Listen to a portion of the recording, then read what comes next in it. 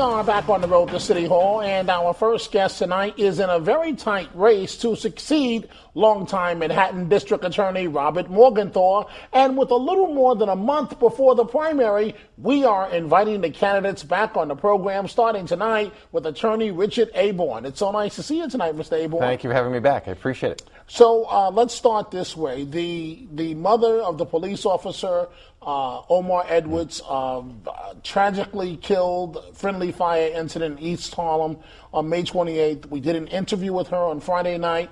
She wants a special prosecutor, and Reverend Sharpton in particular wants to know where the candidates for Manhattan District Attorney stand on this case. Let's take a look at what she had to say. Sure.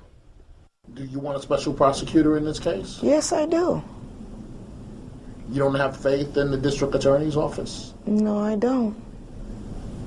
You're telling me, ma'am, that you haven't received one phone call from the district attorney? No, I did not one receive. phone call from Internal Affairs? None. You haven't received a single phone call after this happened from the police commissioner, from the mayor? Not one? No one of them called me. Well, number one, what's your position on this case and what this mother has to say? It's an incredible tragedy, and my heart goes out to her, and frankly, she should have been receiving not a phone call, but phone calls. I think it's incumbent upon me as a candidate for district attorney not to comment on the specifics of this case. The matter will be presented to a grand jury, and the grand jury will conduct an investigation.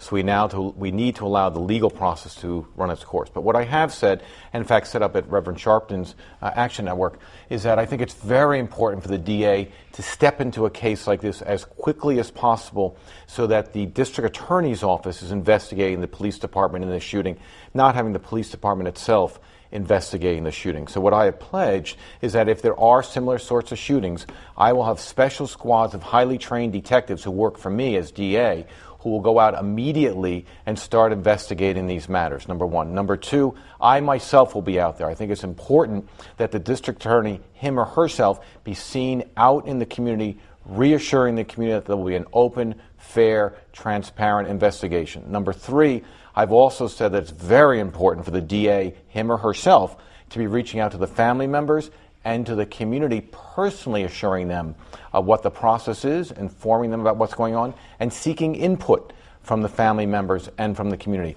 It is incumbent upon us to make sure that everyone understands that the process we engage in is open, fair, and transparent, so that whatever the outcome is, people at least trust the way they got there. If they trust the way we got here, they are much more likely to accept the finding. Is it a mistake for District Attorney Morgenthau's office not to keep the family updated on the progress of the investigation? I think they need to keep the family updated. The family has an absolute right to know what's going on. Now, they're not going to be allowed to know the actual details. The grand jury proceeding is secret under state law, and I respect that. But you can certainly keep the family informed, and I would encourage them to do that. So that's something that you would have done differently in this case? I will personally, in these sorts of very high-profile shootings, get involved in these cases. Not in the investigation itself. We have very trained prosecutors and investigators, but I will make sure that I'm interfacing with the family and with the community so that they know what the DA's office is doing. Now, let's switch gears and let's talk about the fact that it's a three-way race on in the Democratic primary, and you have $1 million on hand. The primary, a little more than that. A little more than $1 million on hand, which is pretty good at this point in the race. And yesterday, the former police commissioner of the city, Bill Bratton, endorsed you. Yes, he sure did. Did you expect that to come? Or well, yes, I knew he was endorsing me. In fact, he actually endorsed me early on. Yesterday, he endorsed a plan that I put out called PreventStat, which is modeled on CompStat, which Commissioner Bratton really invented and now has just revolutionized policing. PreventStat is something I put out there that will help us measure the effectiveness of all the prevention programs that I think we could use in a very effective way in the DA's office. It's time, Dominic, in my mind, to switch the paradigm in the way we prosecute nonviolent crimes and stop seeking jail first, but rather ask what sort of intervention, what sort of treatment could be used to help nonviolent offenders break the pathway to violence. So people with drug issues, people with mental health issues, kids. We have to focus on kids in a way that we've never focused before. We're going to help them get the kind of treatment they need, but I'm then going to measure what happens, because as a DA candidate, if I'm going to say I'm going to do these things, I also need to stand up and say I'm going to measure what works and show what works and show what doesn't work. Then I can go to the legislature and say, let's fund these programs that are effective and defund those programs that aren't. We don't have that sort of mechanism in place now, so I'm going to put that in place. So Commissioner Bratton was with me down at City Hall endorsing not only my candidacy, but that plan as well. Well, he just recently announced he's stepping down from the LAPD. He sure did. Did you have any idea he was going to resign? I need to keep my conversations with the commissioner on his personal matters, personal between himself and myself. Okay, well, overall, was Bratton a pretty good police commissioner here in New York City? And how would you compare him to Ray Kelly? Well, they are both, these are the top two crime fighters in America. These are both superior crime fighters. They're both superior commissioners. In at different times, Bill Bratton is widely acknowledged to not only have invented CompStat, but to have been instrumental in driving down crime starting from the very first time when he got into office under Mayor Giuliani. He took a city that was very dangerous and turned it into a city that was much, much safer. We went from about 2,000 murders a year when he first started, roughly, down to around 600 or 700, and we're now down under Commissioner Kelly's stewardship, down to around 500. That's an enormous accomplishment. 100,000 robberies when Commissioner Bratton took over. Ray Kelly has it now down to about 10,000 a year. Commissioner Bratton changed the NYPD.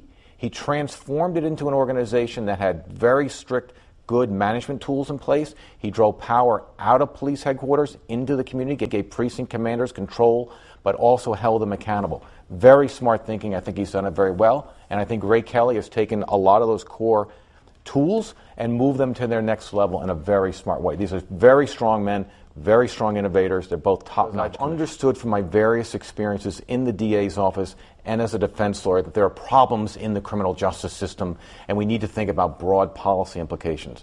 When I was in the Manhattan DA's office as a homicide prosecutor, a violent crime prosecutor, I saw the problems with guns in our city, and I tried to do something about that. So I went out and became president of Jim and Sarah Brady's gun control organization, and in that role did the work behind the Brady Bill, the ban on assault weapons, the ban on volume clips. We took on the NRA in what was considered an impossible task, and we beat them not once but 3 times. We can take on big ideas and do it.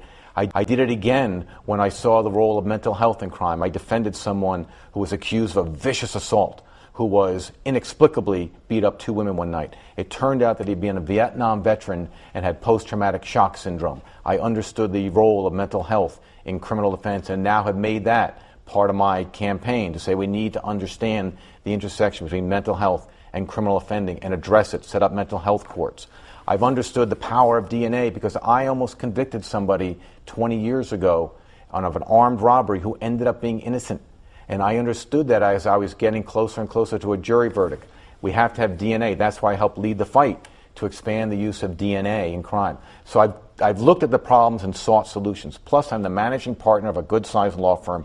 This is a manager's job. You've got to be able to manage resources, lawyers, non-legal staff, a budget, HR issues to run the DA's office. I've also worked with my own personal practice is I work with police agencies in the United States on innovative crime fighting solutions, the use of technology in crime fighting, which you have to have, we've got to bring into the DA's office. So I have a very broad range of experience to bring to this job. I haven't stayed focused in the courtroom where I have to note less than 2% of all the cases in the office are handled. Less than 2% of all the cases in the Manhattan DA's office ever reach the trial courtroom. So my opponents are focused on that 2% and criticizing me for not being current on that 2%. I'm focused on the 100% of what the office can do and even broader. And I should note in closing this little speech that Bob Morgenthau. I'm glad you noticed that. Bob, and you've been a gentleman. I have been a gentleman. You are an absolute gentleman. That Bob Morgenthau has not been in a courtroom since the early 1980s, and that was to argue an appeal. I don't think he's been in a trial courtroom probably since the early 70s, yet he is a legendary DA. We all say that. Former federal prosecutor. And a former federal prosecutor. But anyway. So he's got a much broader range.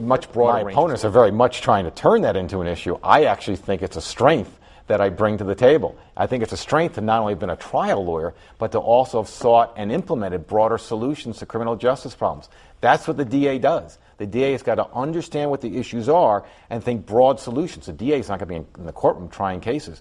We can't solve gun crime one gun at a time. We've got to do these things at a broad level. That's why I want to set up an interstate strike force to go after illegal guns. Congressman Jerry Nadler endorsed me just today, and he said in endorsing me that he thought I had the best, in-depth, broadest range understanding of the criminal justice system and the broadest vision about how to improve the criminal justice in this city. a way that we keep violent crime down, but we also keep nonviolent crime down by breaking the cycles of violence. I mean, you know as well as we all do, that 4 out of 5 kids that get arrested in the city cycle through and cycle through and cycle through. 95% of the kids that get arrested in this city are African American or Hispanic, notwithstanding the fact that those two populations make up less than 2/3 of the overall population of the city. So while some of the system is working, some of the system is broken, and we need to address those things. Fair enough. We look forward to covering this contest for Manhattan District Attorney Richard Aborn. We thank you very much for joining us. Thank you for having me. And we will have on the other candidates in this Democratic primary in the days ahead.